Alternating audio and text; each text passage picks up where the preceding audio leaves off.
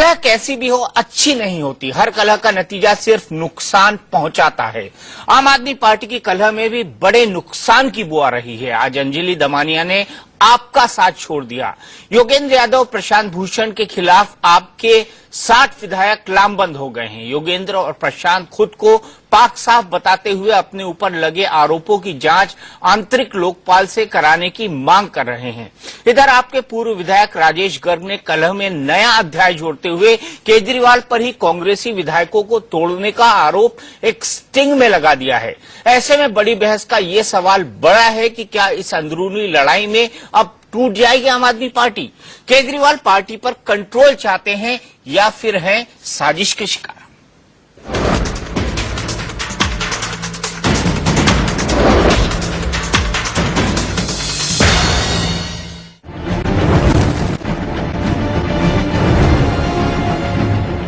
आम आदमी पार्टी में कलह चरम पर है।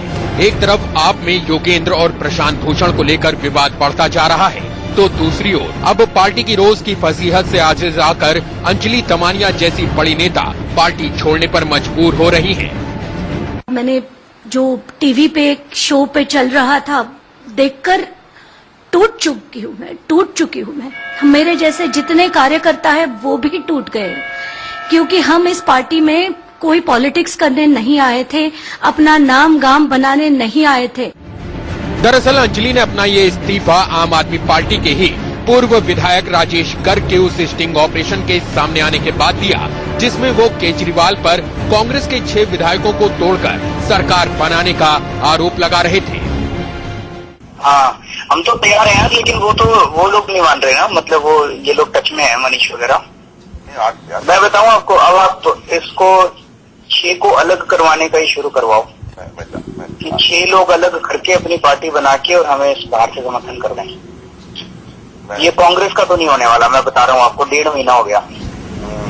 मैं प्लान करता हूँ ये 6 लोग अगर अलग टूट के ये बीजेपी को जा रहे थे, बीजेपी में जा नहीं पाए क्योंकि इनमें 3 मुसलमान हैं, मुस्लिम है, वो नहीं जाएंगे, वो जा नहीं पाए तो वो 6 फिर हमें समर्थन करते बाहर से। राजेश गर्ग ने एक ऑडियो जारी किया, उसमें आरोप लगाया है, बहुत गंभीर आरोप है, और कि विधायकों को खरीद फरोख्त का। ये आप उससे पूछिए। पार्टी में बवाल आज प्रशांत भूषण और योगेंद्र यादव को लेकर भी बढ़ गया। कल पार्टी के 4 बड़े नेताओं के खुले खत के बाद आज 60 विधायकों ने भी योगेंद्र यादव और प्रशांत भूषण के खिलाफ हस्ताक्षर अभियान चला दिया और दोनों नेताओं को मतलब परस और खुदगर्ज बताते हुए पार्टी से निकालने की मांग कर दी। चुनाव के दौरान कुछ वरिष्ठ नेताओं की हरकतों ने हम सबको अंदर से तोड़ दिया है। चुनाव के दौरान अपनी ही पार्टी के कुछ नेता योगेंद्र यादव, प्रशांत भूषण और शांति भूषण पार्टी को हराने के लिए साजिशें रच रहे थे। इन नेताओं की हम बहुत इज्जत करते थे, बड़े भाई का दर्जा देते थे और सपने में भी नहीं सोच सकते थे कि ये इतनी घिनौनी हरकत करेंगे, बीजेपी को जिताने की कोशिश करेंगे। हम आपसे ये निवेदन करते हैं कि ऐसे मतलब परस्त खुदगर्ज नेताओं को फौरन पार्टी से निकाला जाए। अगर ऐसा नहीं होगा तो पार्टी में अनुशासन का कोई अर्थ नहीं रह जाएगा और पार्टी खत्म हो जाएगी। शांति भूषण जी, प्रशांत भूषण जी और योगेंद्र यादव जी को पार्टी से निकाल देना चाहिए और एक एग्जाम्पलरी एक्शन, एक उदाहरण पेश करना चाहिए कि संगठन अनुशासन से चलेगा। हालांकि इस हस्ताक्षर अभियान पर भी अब सवाल उठ रहे हैं कि क्या सभी विधायकों ने अपनी मर्जी से योगेंद्र और प्रशांत के खिलाफ झंडा बुलंद किया। ये एक कोई डिक्टेट नहीं था, ना कोई विप था, ना पार्टी ने कोई ऑफिशियल इस तरह की कोई निर्देश दिया। तो जो मेरा व्यक्तिगत मत था वो मैंने जाहिर किया है। अगर उन्होंने कुछ किया था और आपने उनको पीएससी से निकाल दिया, निलंबित कर दिया, तो अब मेरे ख्याल से अब सबको गले लगा लेना चाहिए। इस बीच पहली बार योगेंद्र यादव और प्रशांत भूषण ने भी साझा बयान जारी करते हुए खत का जवाब खत से दिया है। इस खत का मजमून कहता है कि दोनों नेताओं पर पार्टी ने जो आरोप लगाए वो झूठे थे। दोनों ने अपने खत के जरिए ये भी बताने की कोशिश की कि पार्टी दरअसल अपने सिद्धांतों से भटक गई है और फायदे के लिए किसी भी हद तक जाकर समझौते कर सकती है। ये चिट्ठी ईमेल पे, फेसबुक पे, वेबसाइट पे, ट्विटर पे, सब पे रिलीज की जा रही है।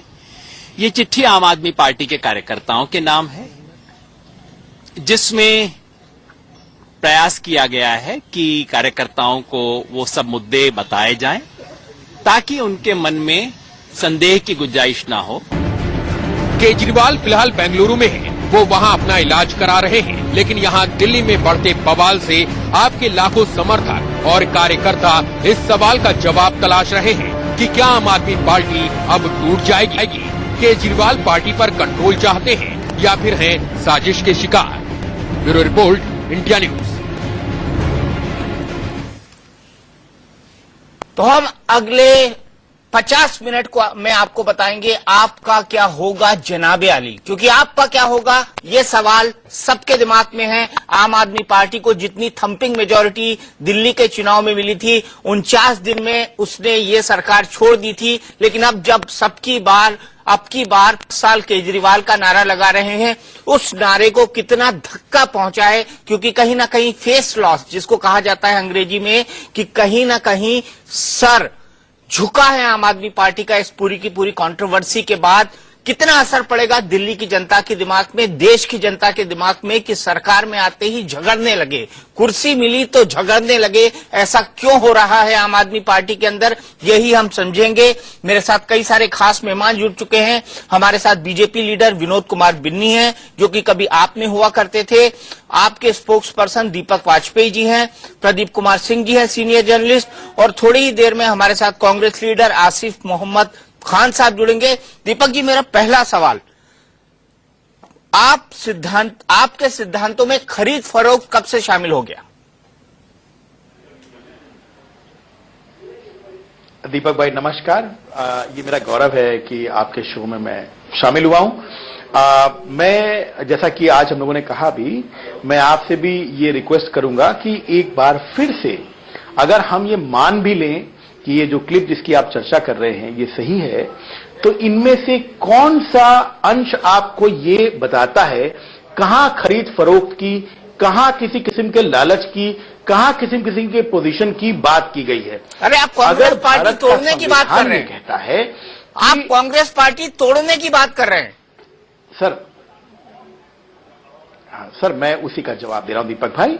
अगर भारत का संविधान ये कहता है कि किसी दल के 2/3 सदस्य अगर बिना किसी लालच, बिना किसी भय के किसी दूसरे दल में जाना चाहें, अपना अलग दल बनाना चाहें, तो ये संविधान इसकी अनुमति देता है। अगर कुछ लोगों का ये मत है कि संविधान में ये जो लिखा है वो अनैतिक है, अगर कुछ लोगों का मानना है कि संविधान का ये प्रावधान इमोरल या इलीगल है, तो उनकी राय जुदा हो सकती है। संविधान की ये व्यवस्था है, और उसमें आप सुन रहे हैं कि अगर ये कहा जा रहा है कि वो अलग दल बनाकर बाहर से समर्थन दे दें, इसको आप खरीद फरोख्त क्यों कहते हैं और कैसे कहते हैं? और खरीद फरोख्त क्या होती है, ये हमने किस्ती के जरिए बताया था कि शेर सिंह डागर। सर एक सेकंड, नहीं संविधान की जो 15 सेकंड, एक मिनट दीपक जी, प्रदीप सिंह जी बोल रहे हैं, प्रदीप सिंह जी बोल रहे हैं, थोड़ा सा टाइम आउट देना पड़ेगा। प्रदीप सिंह जी बोल रहे हैं। एक मिनट, आप जो संविधान की व्यवस्था की बात कर रहे हैं वो बिल्कुल सही बात है, लेकिन अगर वो लोग ऐसा करना चाहें तो ठीक है। अभी तक ऐसा कोई प्रमाण नहीं आया है कि कांग्रेस के वो 6 विधायक पार्टी से टूटकर आपका समर्थन करना चाहते थे। आप कह रहे हैं कि उनको तोड़ो, उनको तोड़कर अपनी तरफ लाओ। बीजेपी उनको नहीं तोड़ पाई क्योंकि उसमें 3 मुसलमान थे। ये सब गणित भी लगा रहे हैं। तो जब आप पार्टी को तोड़ने की कोशिश कर रहे हैं तो ये किसी संवैधानिक व्यवस्था का हिस्सा नहीं है। वो अपनी मर्जी से टूट रहे होते, कांग्रेस के लोग अपनी पार्टी की नीतियों के खिलाफ जाके कोई संगठन बनाएं और आपको समर्थन करें तो जायज है। ऐसा नहीं कि आप दूसरे के लोगों को तोड़ें अपनी नीतियों के लिए, तो ये तो बिल्कुल नाजायज है। संविधान कहां कहता है इस बात को, कहीं अलाउड नहीं करता है। संविधान ये है कि कांग्रेस के लोग अगर अपनी पार्टी की नीतियों के खिलाफ अलग से एक संगठन बना के आपको समर्थन करते हैं तो वो ठीक है, लेकिन ये ठीक नहीं है कि आप दूसरे लोगों को 6 को तोड़ दो, 8 को आ रहे हैं, 10 को आ रहे हैं, तो बिल्कुल आपको सीधा सीधा आरोप लगेगा। कोई टूट को हमारे ऐसा तो है नहीं कि मामा फूफी के बच्चे हैं कि आपके कहने से टूट जाएंगे। इसके पीछे कहीं ना पर्दे के पीछे आपने कुछ सेटिंग करने का प्रयास किया होगा, उनको पद देने की बात की होगी, कहीं दूसरे तरीके से आपने तोड़ने का प्रयास किया होगा। ऐसे नहीं हो सकता है कोई भी अगर 20-20 साल के विधायक है और आपने कहा आपके साथ आके खड़े हो जाएंगे। ये सब लोग जानते हैं, दिल्ली की जनता जानती है, और अब पूरी तरह वास्तविकता सब लोगों के सामने आ गई है। बिना सेटिंग गेटिंग नहीं होती Deepak, no setting no getting in politics. हाँ जी, ये मुझे लगता है कि जी मुझे देखिए, अगर आप उस क्लिप का चर्चा कर रहे हैं, उस क्लिप को अगर आप सुनेंगे तो हमारे जो विधायक जो बता रहे हैं कि हमारे विधायक हैं, वो कह रहे हैं कि 6 विधायक उनके संपर्क में हैं। तो उस पे ये अगर वो 6 लोग वो कह रहे हैं मैं कोशिश करता हूं आ रहे हैं, अब अगर ये आपका अरविंद केजरीवाल जी की तरफ से आदेश दिया गया कि 6 तोड़ के अलग अगर वो क्लिप आप सुनेंगे तो आप उसमें स्पष्ट लिखा है कि आप 6 को तोड़ने का काम शुरू कीजिए, आप उनको 6 के अलग करिए, उस पर आप प्रयास शुरू कीजिए। उस पर राजेश गर्ग जी ने कहा है कि भाई मैं इस पे प्रयास करता हूं। उसने कहीं नहीं कहा कि 6 लोग मेरे संपर्क में टूट के आ रहे हैं। उन्होंने कहा सबसे बात हुई है, इधर उधर की चीजें हैं, लेकिन अरविंद केजरीवाल ने स्पष्ट इस बात को कहा है कि 6 लोगों को तोड़ के अलग कीजिए।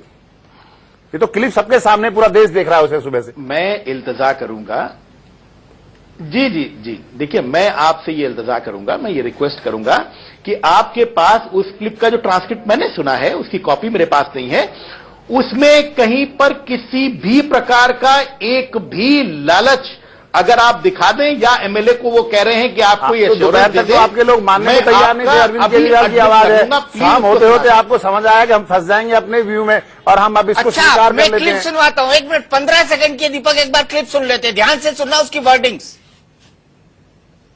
हाँ, हम तो तैयार हैं यार, लेकिन वो लोग नहीं मान रहे ना, मतलब वो ये लोग टच में है, मनीष वगैरह। मैं बताऊं आपको, अब आप तो इसको 6 को अलग करवाने का ही शुरू करवाओ कि 6 लोग अलग करके अपनी पार्टी बना के और हमें इस बाहर से समर्थन कर दें। ये कांग्रेस का तो नहीं होने वाला, मैं बता रहा हूँ आपको, 1.5 महीना हो गया। ये 6 लोग अगर अलग टूट के ये बीजेपी को जा रहे थे, बीजेपी में जा नहीं पाए क्योंकि इसमें 3 मुसलमान हैं, मुस्लिम है, वो नहीं जाएंगे, वो जा नहीं पाए तो वो 6 फिर हमें ही समर्थन करते बाहर से। आज मैं इस पर थोड़ा सा बात पहुंच जाती है। ठीक है भाई साहब। ये कह रहे हैं ये कांग्रेस का नहीं होने वाला। अरविंद मान रहे हैं कि कांग्रेस का नहीं होने वाला। दीपक भाई मैं यही जानना चाहता हूं, हाँ सर, मैं आपकी बात का जवाब दे रहा हूं। वो क्लिप आपने जो अभी सुनाई बहुत अच्छा किया। आप जब ये आप बात कर रहे हैं कि पॉलिटिकल रीअलाइनमेंट हो रहे हैं, हम उस वक्त के वहां बैठे हुए हैं जब बिन्नी जी जो पैनल पे हैं, बिन्नी भाई हमारे पूर्व सहयोगी, उनकी पार्टी ने पीडीपी के साथ सरकार बनाई है। पॉलिटिकल रीअलाइनमेंट छोड़िए ना, आज रियलिटी आप कहां जवाब बदला नहीं है, आप दूसरी तरफ डाइवर्ट करने का प्रयास करते हैं। दिल्ली की जनता आपसे कुछ और पूछना चाह रही है, बताना कुछ और चाह रहे हैं। जब उसकी बात होगी तो उस पर बात करेंगे। पहले जिस दीपक भाई ने विषय रखा है, विषय को डाइवर्ट करने से कभी काम नहीं चलेगा। जिस विषय पे बहस हुई है उसी पे बात कीजिए, उसी पे आपके पास जो प्रूफ है, जो आपके पास सबूत है, उनको प्रस्तुत करिए। आप अगर घिर रहे हैं, दिल्ली की जनता आपसे जवाब मांग रही है और आपके लोग जाके चूहे के बिल में जाके घुस गए 10-10, 12-12 दिन के लिए, और दिल्ली की जनता लगातार आप लोगों से जवाब मांग रही है। आप जवाब देने की स्थिति में नहीं है, आपके नेता मुंह छुपाते हुए घूम रहे हैं। इससे बड़ा दुर्भाग्यपूर्ण क्या हो सकता है? जिसने 67 सीट दिल्ली में आपको दी, आप उनकी जिम्मेदारियों को निभाने की वजह आप आपस में लड़ रहे हैं, झगड़ रहे हैं, उनकी बातें नहीं कर रहे हैं, और जवाब देने की बात आती है तो आप जाके कहीं 10 दिन कोई 15 दिन कहीं जाके किसी बहाने से छुप जाता है। ये दिल्ली की जनता सब देख रही है।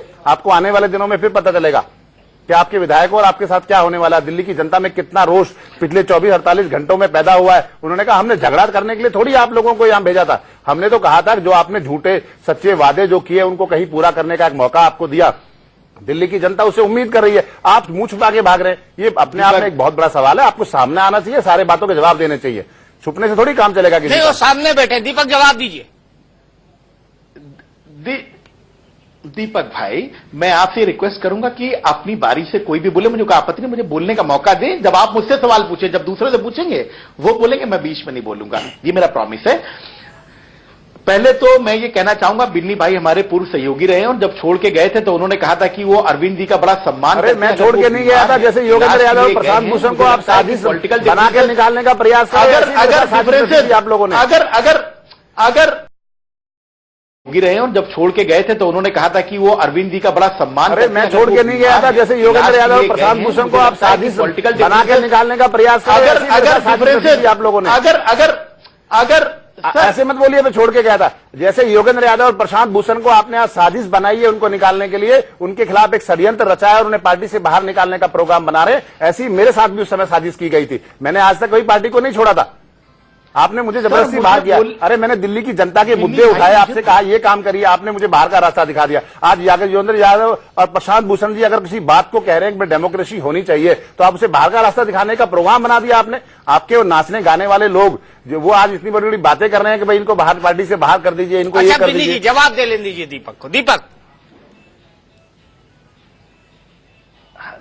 भाई आपसे मैं रिक्वेस्ट करूंगा, देखिए please don't allow people to hijack your show. मैं केवल नहीं, अगर आप ठीक बात करेंगे मैं बिल्कुल नहीं बोलूंगा, लेकिन आप गलत बात कहेंगे तो मैं उसका जवाब तो दूंगा। आप कहेंगे अगर गलत तरीके से किसी बात को रखेंगे तो मेरा फर्ज बनता है। जवाब दे लीजिए, जवाब दे लीजिए। दीपक,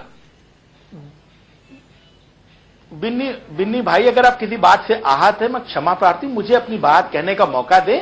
और इतना गुस्से में नाचने गाने वाले लोग, कोई अगर इलाज कराने गए हैं तो उनको कहना कि वो बिल में घुस गए हैं, ये मुझे लगता है कि इतना आवेश में क्यों है आप? मैं सवाल का जवाब दे रहा हूं, आप इंतजार करें, मुझे आपत्ति नहीं है। दिल्ली की जनता नहीं कह रही कि अरविंद बिल में घुस गए हैं, उनकी तबीयत खराब है। बिन्नी भाई, थोड़ा सा प्लीज हैव मिनिमम, मतलब एक न्यूनतम डिग्निटी के साथ किसी को भी ट्रीट करें। अगर कोई भी आदमी बीमार है, वो इलाज कराने गया है, उनको आप ये ना कहें कि वो बिल में घुस गए हैं, भाग गए हैं। इतना नहीं कह रहा, मुझे सुनने को मिल रहा है इसलिए मैंने कह दिया। लोग अगर हम कह रही है भाई, इतनी बड़ी घटना घट गई और पार्टी के लोगों पे इतने बड़े आरोप लग रहे हैं और जवाब नहीं दे रहे हो तो लोग क्या कहेंगे? आप अपनी जिम्मेदारी से कहीं ना कहीं भाग रहे हो। लोग यही तो कहेंगे कि आप अपनी जिम्मेदारी से भागने का काम कर रहे हो। भाई इतनी बड़ी घटना दिल्ली में पिछले 10 दिन से हम टीवी चैनल्स पे देख रहे हैं, 5 दिन से लगातार चीजें, और आपके नेता एक शब्द बोलने का टाइम उनके दिल्ली की जनता के लिए नहीं है, एक आश्वासन देने तक का टाइम आपके पास नहीं है। दीपक भाई, लेट बिन्नी भाई हैव अ फ्री रन, उनको पहले बोल लेने दीजिए। नहीं, आप जवाब दीजिए। बिन्नी भाई प्लीज, बिन्नी भाई प्लीज, जब मैं सवाल पूछूं तभी जवाब दीजिए। आवेश में है दीपक, आप नो फ्री। अगर वो कि आवेश में नाराज है, वो जो भी मुझे कहना चाहते हैं वो कह रहे हैं, वो पार्टी के अब सहयोगियों कह रहे हैं, नाचने गाने वाले लोग, वो अरविंद को कह रहे हैं कि वो बिल में घुस गए हैं जबकि वो बीमार हैं। मतलब हम क्या डिबेट करने आए? आप हमसे जिन सवालों पे, विषय पे सवाल करना चाह रहे हैं, मैं उनका जवाब दे रहा हूं। इतनी क्या नाराजगी? बिन्नी भाई, मैं क्षमा प्रार्थी हूं अगर कोई गलती हम आपसे व्यक्तिगत तौर पे आप आहत हैं मेरी किसी बात कहने से, मैं आपसे माफी मांगता हूं। Please allow me to complete, मुझे बात कंप्लीट करिए। दीपक भाई, प्रदीप जी ने एक पॉइंट किया, मैं उसका जवाब देना चाह रहा था।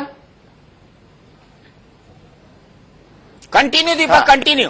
दीपक भाई, मैं ये कह रहा हूं कि जो क्लिप आपने सुनाई जी, दीपक जी, आपने जो क्लिप मुझे सुनाई है उस पर ही मैं जवाब देना चाह रहा था। ये बात वो ये बात कही गई कि हां वो लोग संपर्क में थे। पॉलिटिकल रीअलाइनमेंट अगर हो रहा है, सारी पार्टियां, बिन्नी भाई की पार्टी भी, कांग्रेस पार्टी भी, दोनों पार्टियां और खुद एलजी साहब बार बार ये बात कह रहे थे कि रीअलाइनमेंट के लिए समय दिया जा रहा है। ठीक है, रीअलाइनमेंट यही होता है कि हम या तो किसी दल से बात करें, या हम अगर कोई पार्टी 2/3 उससे अलग होती बिना किसी तरह का लालच दिए हुए, जिसका कोई इसमें एलिमेंट नहीं है, तो ये इसकी संविधान में व्यवस्था है और उसी व्यवस्था के तहत अगर कोई बात हो। अच्छा, ये कोई सच अभी सामने नहीं आया। आपको याद होगा अरविंद जी ने एक प्रेस वार्ता करके बताया था कि रीअलाइनमेंट की कोशिश के लिए हम समय चाहते हैं। और मैं आपको एक बात और बताना चाहूंगा कि इसी क्लिप को लेकर हमें ये जो हमारे पूर्व सहयोगी हैं राजेश गर्ग साहब, इन्होंने टिकट वितरण के समय भी ये बात कही थी कि मैं एक्सपोज कर दूंगा। तभी उनसे कहा गया था कि आप बेशक प्रेस कॉन्फ्रेंस करें, अगर आपको लगता है हमने कोई गलत काम किया है, कोई इमोरल एक्ट किया है, आप बेशक जनता में जाएं, कुछ भी छिपाने वाला नहीं है, किसी ब्लैकमेल में हम कोई समझौता करने वाले नहीं है। तो आपको अगर प्रेस में जाना है तो जाएं। उस क्लिप को लेकर, जिसकी वेरासिटी को लेकर हम सवाल उठाते हैं, उस पर भी हम ये कहते हैं कि अगर उसका कंटेंट आप देखें, अगर हमने कोई लालच दिया हो, अगर ये कहा हो कि हम बदले में ये देंगे, अरविंद जी उसमें जिसको आप कह रहे हैं उनकी वॉइस है, वो कह रहे हैं कि वो बाहर से समर्थन दे रहे हैं, उनकी वॉइस है। हमने कोई अगर उसमें लेन देन की बात, कोई, मैंने क्या बोला आपसे दीपक भाई कि जिसकी वेरासिटी को हम क्वेश्चन करते हैं, इसकी प्रति हमारे पास नहीं है। जो आपने चलाया क्लिप, अगर हम उसको सही भी मान लें, इस कैविएट के साथ मैं कह रहा हूं, अगर उसमें किसी भी लालच का अंश है, मैं हर सजा के लिए तैयार हूं। अगर किसी भी तरह के भय की बात है, मैं हर सजा के लिए तैयार हूं। उन्होंने कहा कि अगर वो बाहर से समर्थन दे दें, 6 लोग एक दल बना के, तो आप बात कीजिए। अच्छा, ठीक है। इसमें कौन, अगर संविधान में कोई व्यवस्था है, उसको कोई भी कैसे इमोरल और अनएथिकल कहेगा? अगर उससे सहमत नहीं है, उसमें बदलाव कीजिए संविधान को। 2/3 बहुत बड़ा बहुमत होता है, पहले 1/3 था, अब 2/3 है। ठीक है, मानिए आपकी बात। आसिफ मोहम्मद खान जी, क्या आम आदमी पार्टी की तरफ से आपको कोई लालच दिया गया था सरकार बनाने के लिए?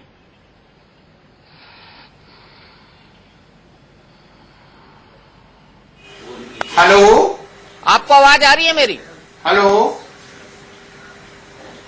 हेलो, लगता है आसिफ मोहम्मद खान जी दीपक जी, क्या आम आदमी पार्टी की तरफ से आपको कोई लालच दिया गया था सरकार बनाने के लिए?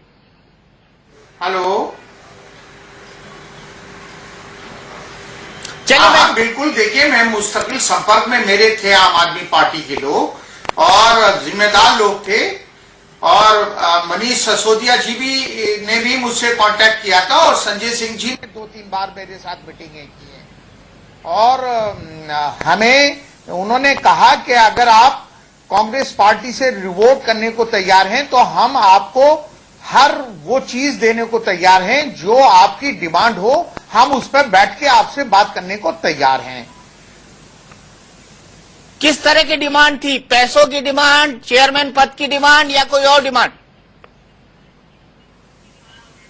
देखिए, मैं एक बात बता दूं, ये मैं आज ये बातें नहीं कह रहा, ये मैं पिछले 4-5 महीने पहले भी सभी चैनलों पर आके ये मैंने बात बताई थी, ये पहली बार नहीं बता रहा, और मेरे पास संजय सिंह जी का स्टिंग भी है।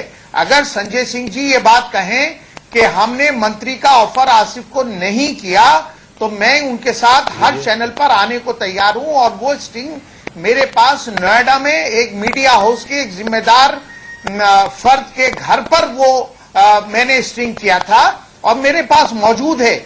उन्होंने कहा था कि आसिफ भाई, हम आपको मंत्री बनाने के लिए तैयार हैं, और उसके अलावा भी आपकी अगर कोई और डिमांड है उसको भी पूरा करने को तैयार हैं, अगर आप हमें समर्थन देने को तैयार होते हैं। ये फेस टू फेस मेरी और संजय सिंह जी की बात 2 या 3 मीटिंग्स में ये बातें उन्होंने मेरे सामने रखी थी। चलिए, खुलासा हो गया, खरीद फरोख्त हुई थी दीपक। अब मैं बहुत स्वागत करूंगा, ये जो आसिफ साहब ने बात की है स्वागत योग्य है। तत्काल स्टिंग चलाएं, 4-5 महीने से उनके पास है। दीपक भाई बहुत ही क्रेडिबिलिटी वाले पत्रकार, इनको देख के हमने पत्रकारिता की है, उनके सामने तत्काल अभी चला दे। व्हाट होल्ड्स हिम बैक, वो क्या चीज है जो उनको रोक कर रखती है? राजेश गर्ग जी 8 महीने बाद आए या 6 महीने बाद आए, आसिफ भाई तो अभी तुरंत इस स्टिंग को चला दे, बात सुना सामने आ जाएगी। आसिफ भाई दे दीजिए मुझे, स्टिंग में चला देता हूं। दीपक जी, देखिए दीपक जी, हमारा एक स्ट्रिंग तमाम चैनलों पे चला था, तब इलियास आजमी साहब जो पीएसी के मेंबर हैं मेरे ऑफिस में आके मेरे साथ मीटिंग करते हैं, तमाम चैनलों पे वो स्ट्रिंग चला था। और मैं फिर ये बात कह रहा हूं आपसे, मैं वायदा कर रहा हूं कि अगर संजय सिंह जी ये बात कहें कि अगर नहीं कहते, ये कहते हैं कि हमने कांग्रेस के साथ, कांग्रेस के एमएलए के साथ शेयर करके गवर्नमेंट फॉर्म करने की बात नहीं कही है, मैं अभी दीपक जी ये बात कह रहा हूं दावे के साथ कि मैं अभी वो स्टिंग ओपन करने को तैयार हूं। कम से कम संजय सिंह जी को आकर ये कहना चाहिए कि हमने आसिफ के साथ नोएडा में कोई भी मीटिंग नहीं करी, या आसिफ हमारे कांटेक्ट में नहीं थे, या आसिफ से हमने मिनिस्ट्री का ऑफर आपको नहीं किया। अगर संजय सिंह जी ये बात कहने को तैयार हैं, मैं सेकंड्स में वो स्ट्रिंग ओपन करने को तैयार हूं। दीपक बोलिए, कमिट करिए, संजय सिंह से बाइट दिलवाइए, हम स्ट्रिंग चलाने को तैयार हैं। फिर आप होंगे, मैं होऊंगा, आसिफ भाई होंगे। सुनिए, नहीं बिल्कुल दीपक भाई, मैं पार्टी का आधिकारिक प्रवक्ता पूरी जिम्मेदारी के साथ आसिफ भाई से कह रहा हूं, आपसे कह रहा हूं आपके चैनल पे, कि आसिफ भाई अगर ये कहते हैं कि हमने कांग्रेस तोड़ने के लिए उनको कोई ऑफर दिया, या हमारे पार्टी के संजय सिंह जी ने कोई ऑफर दिया, मैं उनको तत्काल उनसे रिक्वेस्ट करूंगा कि वो अभी वो स्टिंग ऑपरेशन जो भी उन्होंने, जो उनके पास क्लिप है, वो अभी दीपक भाई को दें, और दीपक भाई अभी चलाएं उसको। अरे लेकिन दीपक जी, जब वो कह रहे हैं व्हाट होल्ड्स हिम बैक, उनको किसी ने रोका हुआ है? उनसे ये अपेक्षा करने की बजाय अपनी पार्टी के नेता संजय सिंह से क्यों नहीं कहते कि वो खंडन करें कि ऐसी कोई बात नहीं हुई थी? ये करने में क्या दिक्कत है? मैं खंडन कर, सर मैं आधिकारिक प्रवक्ता हूं, आपके सामने बैठा हूं, मैं अभी खंडन कर रहा हूं कि कोई लालच नहीं, आपसे बात नहीं हुई दिया गया। नहीं, इस बात का खंडन करिए ना, इस बात का खंडन करिए कि संजय सिंह कभी आसिफ खान से नहीं मिले थे। मैं क्या कह रहा हूं आपके सामने, जब मैं कह रहा हूं तो पार्टी कह रही है, मैं पार्टी का आधिकारिक प्रवक्ता हूं, मैं आपसे अभी कह रहा हूं कि पार्टी इस बात का बिल्कुल खंडन करती है कि इनको पार्टी तोड़ने के लिए किसी किस्म का कोई लालच दिया गया। क्या संजय सिंह आसिफ खान से मिले थे, हाँ या ना? नहीं करता। क्या संजय सिंह आसिफ खान से मिले थे?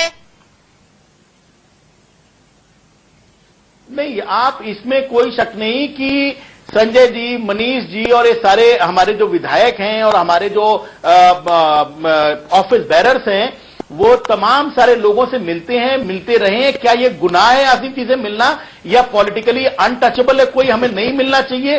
क्या कहना चाहते हैं? मिले थे का सवाल कहां से है?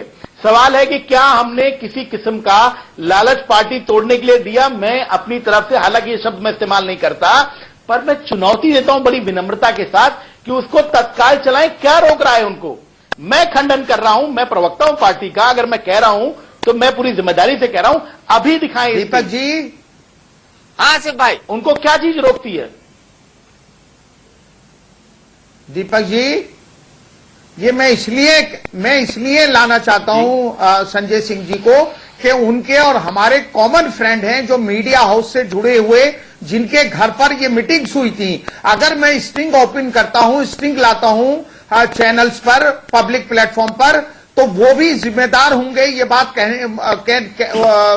जिम्मेदारी लेने को तैयार होंगे कि उन्होंने मुझको चैलेंज किया ये स्ट्रिंग पब्लिक प्लेटफॉर्म पर लाने के लिए, क्योंकि एक मीडिया हाउस से जिम्मेदार हूं, मैं खुद प्रवक्ता हूं आपसे, फिर वो बार-बार हम रिपीट कर रहे हैं। जी ने उनके जरिए मुझे बुलाया था। आप प्रवक्ता होंगे, आप तो ये बात आपको जानकारी है कि संजय सिंह जी ने मेरे साथ मीटिंगें की थी, मुझको नोएडा में बुलाया था, आपको जानकारी है इस बात की? चलाइए ना स्ट्रिंग। मेरे दोस्त आसिफ भाई, मैं आपको फिर कह रहा हूं कि आप ये बताइए चलाने कि क्या संजय सिंह जी ने वरिष्ठ और क्रेडिबल जर्नलिस्ट बेटा अभी चलाइए। मैं ये बात कह रहा हूं कि आप इससे इनकार कर रहे हैं, अभी चलाइए। हमने हाँ, मैं इससे इनकार कर रहा हूं कि आपको कोई लालच दिया गया। अभी आप संजय हाँ, मैं इससे इनकार कर रहा हूं कि आपको लालच दिया गया। अरे मैं पार्टी तोड़ने की बात नहीं, उन्होंने मुझे मंत्रीशिप ऑफर करी। हाँ, मैं कह रहा हूं ये बात। अच्छा दीपक, मैं आपको ब्रेक देता हूं, आप संजय सिंह जी से बात कर लीजिए। मैं आपको ब्रेक देता हूं, आप संजय सिंह जी से फोन पर बात कर लीजिए और रिकन्फर्म कर लीजिए इस खबर को। दीपक भाई, मैं आपको ब्रेक देता हूं, एक छोटा सा ब्रेक ले रहा हूं, उसके बाद वापस लौटता हूं।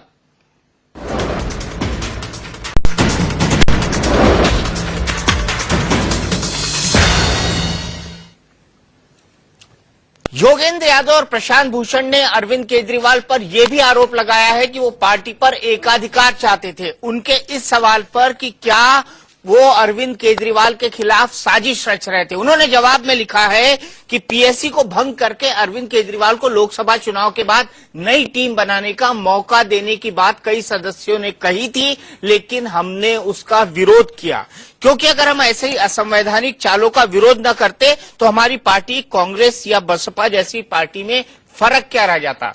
दीपक वाजपेयी जी, मैं आपसे जानना चाहता हूं, आपकी पार्टी तो पूर्ण स्वराज की बात करती थी, आपकी पार्टी में कोई आला कमान कल्चर नहीं होगा, तो ये क्या शुरू हो गया आम आदमी पार्टी में कि कंट्रोल सिर्फ एक ही आदमी के पास होगा और उसके जो चंगू और मंगू रहेंगे वही पार्टी को चलाएंगे? दीपक भाई, मैं योगेंद्र जी के बारे में केवल यही कहूंगा कि शायद वो नाराज है और वो जैसे ऐसा लगता है कि जैसे उन्होंने अब ये मन बना लिया है कि सारी पार्टी, लाखों कार्यकर्ताओं की मेहनत और संकल्प को जो गुस्से में नष्ट कर देना चाहते हैं, ऐसा मुझे प्रतीत होता है। जो उन्होंने बात की, तमाम सारे ऐसे फैक्ट्स हैं जो मैं आपके सामने रखूं। हम लोग ने 2 दिन पहले हमारे लीडर्स ने एक चिट्ठी भी कल रिलीज की थी और उसका एडमिशन भी इस चिट्ठी में है। मतलब इतनी मुझे लगता है कि ऐसी नाराजगी कि जैसे गुस्से में वो सब तोड़ देना चाहते हैं। अब मैं तो उनसे यही इल्तजा करूंगा कि ये केवल हमारे आपकी महत्वाकांक्षा, हमारे आपके गुस्से और प्रतिशोध की कहानी नहीं है आम आदमी पार्टी। ये ऐसे तमाम लाखों वॉलंटियर्स के खून पसीने से तैयार एक ऑर्गेनाइजेशन है जो अपना सब कुछ छोड़ के इस देश को बदलने के लिए आए हैं। केवल व्यक्तिगत प्रतिशोध और गुस्से में एक इतने बड़े इनिशिएटिव को नष्ट ना करें। नाराज वो किस बात से हैं, उस बात पे मतलब तमाम सारी ऐसी चीजें आज आरोप तो पहले आपने लगाए थे ना उन पर। मुझे बड़ा दीपक जी, आरोप तो केजरीवाल कैंप ने लगाए थे ना, लंबी लिस्ट बना दी इनके ऊपर, लंबी लिस्ट बना दी थी। देखिए भाई मनोज सिसोदिया, गोपाल राय, संजय सिंह और चौथा नाम, इन 4 लोगों ने लिखा था।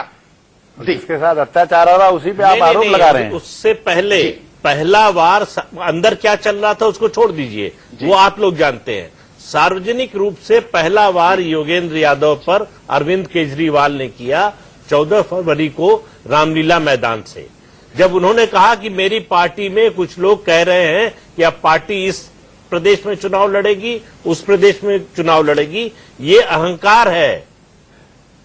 तो योगेंद्र यादव पर रामलीला मैदान से हमला करने की क्या वजह थी, क्या जरूरत थी अरविंद केजरीवाल को? ये बात वो योगेंद्र यादव को बुलाकर आपस में भी कर सकते थे। मैं ये कहूंगा प्रदीप जी, आपका आकलन है, आप बहुत वरिष्ठ पत्रकार हैं, जनसत्ता में मैंने बतौर सब एडिटर काम किया है, आप तब संपादक थे मुंबई के, आपका आकलन है, मैं उसका सम्मान करता हूं। लेकिन मुझे लगता है कि ये शब्द उस दिन भी, जिस दिन चुनावी फैसला आया उस दिन, और जिस दिन उन्होंने शपथ ली उस दिन, दोनों दिन में उन्होंने एक बड़े खतरे की तरफ हम सभी लोगों को आगाह किया कि सत्ता आने से, दिल्ली बहुत छोटा सा स्टेट है, अगर हम देखें तो कई म्युनिसिपैलिटीज दिल्ली से बड़ी हैं, हमें ये अहंकार कहीं ना आ जाए कि अगर हमने 67 सीटें जीत ली हैं, जो दरअसल इसमें हमारा करिश्मा नहीं है, दिल्ली की जनता का करिश्मा है, हमें अहंकार आ जाए, हम कहें हम यहां भी चुनाव लड़ेंगे, वहां जा रहे हैं, एक्सपैंड करेंगे। इससे बचना है। पहले हमें यह स्टैब्लिश करना है कि जो हमें जनादेश मिला है, जो हमने वायदे किए हैं, उनको हम एक पूरा रोड मैप दें कि हम उनको कैसे पूरा करेंगे।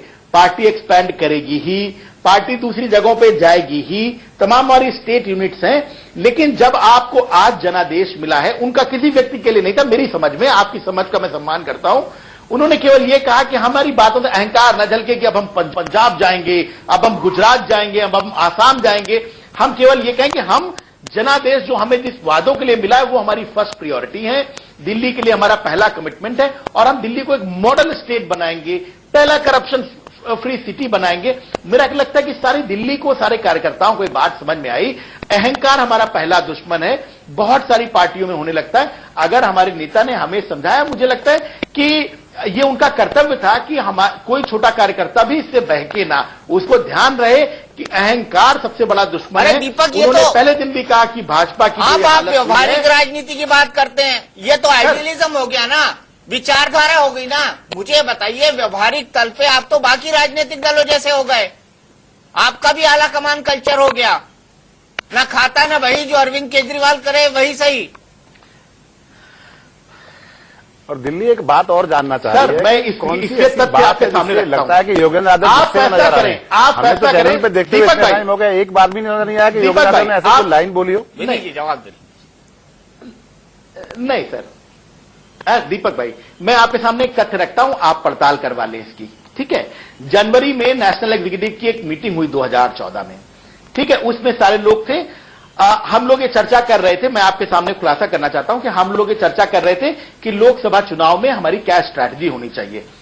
शांति भूषण जी ने भाषण दिया और उन्होंने कहा कि देश में लहर चल रही है आम आदमी पार्टी की, और हमें ज्यादा से ज्यादा सीटों पर चुनाव लड़ना चाहिए, हमें किसी को राइट डिनाई नहीं करना चाहिए कि अगर वो वोट देना चाहते हैं आम आदमी पार्टी को एक वैकल्पिक राजनीतिक पार्टी की तरह, तो हम उनका राइट डिनाई करें, आपको सभी सीटों पर चुनाव लड़ना चाहिए। योगेंद्र जी ने भी एक प्रेजेंटेशन किया, उनकी भी यही राय थी, उन्होंने कहा कि हरियाणा में हमें 24% मत मिलने वाले हैं और हमें सब चुनाव लड़ना चाहिए।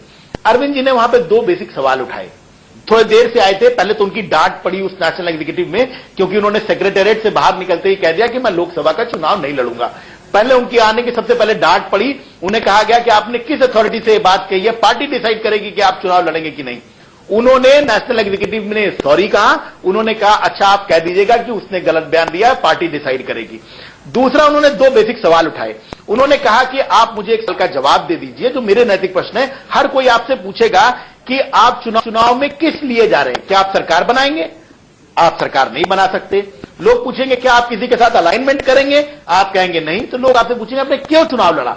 मुझे लगता है, अरविंद के शब्द में बता रहा हूं, अरविंद जी ने कहा, मुझे लगता है कि हमें 70 सीटों पर चुनाव लड़ना चाहिए, जहां पर जो लोग भ्रष्टाचार के लिए बदनाम हैं, जो लोग बतौर अपराधी बदनाम है, ऐसे लोग जहां से जीत के आते हैं। और हमें यह कहना चाहिए कि हम आपको एक क्लीनर, एक साफ सुथरी लोकसभा देने की कोशिश कर रहे हैं, इसलिए 70 सीटों पर चुनाव लड़ेंगे। यह अरविंद का मत था, जिसको कि शांति भूषण जी ने, योगेंद्र जी ने, सब लोगों ने कहा कि नहीं, हम इससे सहमत नहीं हैं। फिर डिसीजन क्या हुआ ये आपको पता है। लोकसभा चुनाव लड़ने के लिए उन्होंने बाइट दी थी, उन्होंने कहा था कि मैं लोकसभा चुनाव नहीं लड़ूंगा। सच्चाई आगे उनको क्या लड़ना पड़ा ये आपको पता है। दीपक, इसमें षड्यंत्र कहां है? नहीं, एक मिनट सर, दीपक भाई, मैं बता रहा हूं, अगर इसके बाद भी आप कहते हैं कि खाता ना बही, केजरीवाल जो कहें वही सही, तो मुझे लगता है थोड़ा अन्याय आप कर रहे हैं। ये बहुमत का फैसला, ये और लोगों का जो फैसला था, उसके सामने अगर वो झुके नहीं होते तो हम 70 सीटों पर चुनाव लड़े होते। तो और दोनों सवाल व्यवहारिक थे कि आप लौट कर जब चुनाव जाएंगे, लोग पूछेंगे आपने लेकर आए हैं, तो अब वो चाहते हैं कि जो वो कहें वही पार्टी में हो, जो उनकी बात माने वही पार्टी में रहे। जो विरोध का स्वर अगर उठाना चाहता है तो उसको पार्टी से बाहर का रास्ता दिखा दिया जाए। एक बार योगेंद्र यादव और प्रशांत भूषण जैसे लोगों को अगर बाहर कर दिया तो फिर किसी की हिम्मत नहीं होगी केजरीवाल के खिलाफ बोलने की।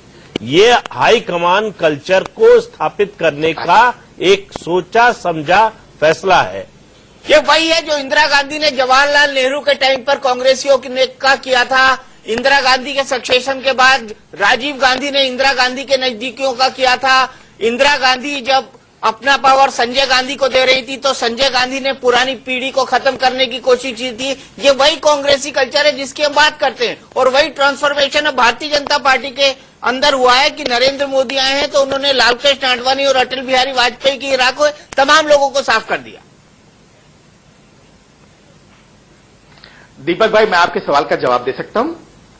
मैंने आपको रोका था। 1967 की आपने कांग्रेस की बात की, मैं उसी के, हाँ, मैं आपको कांग्रेस की एग्जाम्पल से ही बताता हूं कि 1967 में एस निजलंगप्पा और उनके साथ मिलकर कुछ लोगों ने इंदिरा गांधी को पार्टी से एक्सपेल कर दिया था और इंदिरा गांधी जी रो पड़ी थी उस मीटिंग में, आपको याद होगा।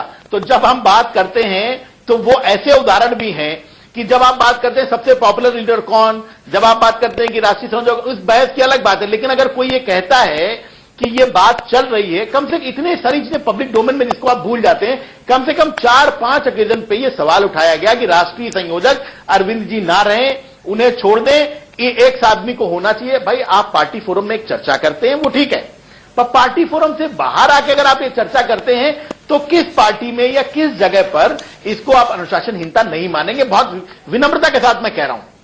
चलिए दीपक, आपके चलते हैं दीपक के पास। दीपक, मेरा सीधा सवाल है, विधायकों की चिट्ठी है, 60 ने साइन किए हैं, 7 ने नहीं। मुझे बताइए चिट्ठी किसने ड्राफ्ट करवाई है और किसने साइन करवाए हैं? ये दीपक भाई, ये हमारे कुछ विधायक हैं जिन्होंने आपस में संपर्क करके ये एक चिट्ठी बनाई है। आज अब चूंकि वो इंतजार कर रहे हैं कि नेशनल कन्वीनर आए और उनको वो चिट्ठी सौंपे, जिसमें उन्होंने डिमांड की है कि सख्त से सख्त कार्रवाई होनी चाहिए अनुशासनहीनता को लेके। उन्होंने कहा है कि वो बड़ा बिट्रेड फील करते हैं इस बात के लिए कि जब सारे कार्यकर्ता जी जान लगा रहे थे, खून पसीना बहा रहे थे, तब पार्टी के जो बड़े नेता हैं, वो कुछ बड़े नेता पार्टी को हराने की कोशिश कर रहे थे। इस बात से आहत होकर उन्होंने ये चिट्ठी लिखी है विधायकों ने, और वो नेशनल कन्वीनर का इंतजार कर रहे हैं। उनको एड्रेस है वो लेटर, उनको देना चाहते हैं। निकालने की मांग कर रहे हैं वो। योगेंद्र ने 100 सभाएं की हैं, मीडिया ब्रीफिंग की है और सर्वे किए हैं कि नहीं?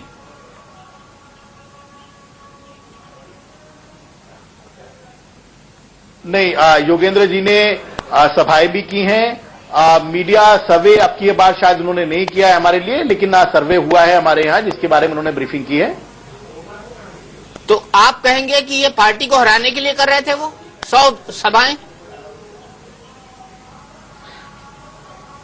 दीपक भाई, जो मैं केवल इस पे कहूंगा कि जो कल एक स्टेटमेंट आया है 4 सीनियर लीडर्स का, उनका एक साइंड स्टेटमेंट आया है, उसमें ऐसा कहा गया है कि ऐसी इंस्टेंसेस सामने आई हैं, मैं केवल उस चिट्ठी से कोट कर रहा हूं, कि जिसमें कि योगेंद्र जी ने कुछ अखबारों को ऐसी खबरें दी, नेगेटिव स्टोरीज प्लांट की, जिसमें से द हिंदू की खबर का एग्जाम्पल दिया गया है। अरे वो एक तो बहुत ब्रेकफास्ट पहले मीटिंग की हुई थी, जहां पर एक पत्रकार को बुलाया गया।